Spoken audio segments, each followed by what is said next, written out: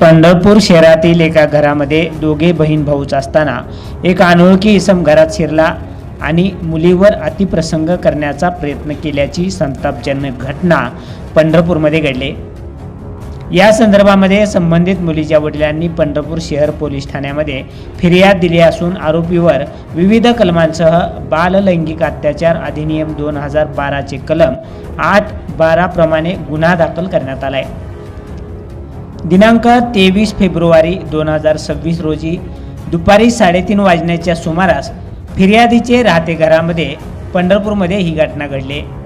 यात हकीकत अशी की नमूद वेळी व ठिकाणी यातील फिर्यादी व फिर्यादीचे पती असे कामानिमित्त बाहेर गेले होते।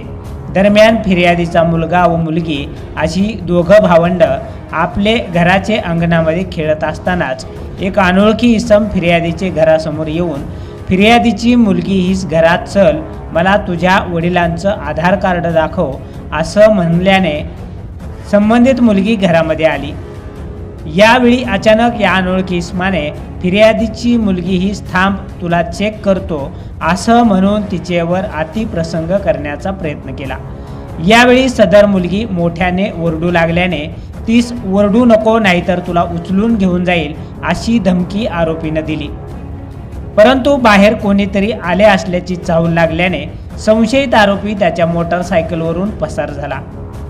पंढरपूर पोलीस ठाण्यामध्ये या संदर्भात फिर्याद दाखल होताच पोलीस अधीक्षक अतुल कुलकर्णी, अप्पर पोलीस अधीक्षक श्री प्रीतम यावलकर, उपविभागीय पोलीस अधिकारी प्रशांत डगळे यांच्या मार्गदर्शनाखाली पंढरपूर शहर पोलीस ठाण्याचे पोलीस निरीक्षक दशरथ वाघमोडे यांनी आरोपीच्या शोधासाठी तातडीने तपासाची चक्रे फिरवली आणि सदर आरोपीला मोटारसायकल नंबरवरून CCTV वरून ट्रेस करून तातडीनं जेरबंद केलं।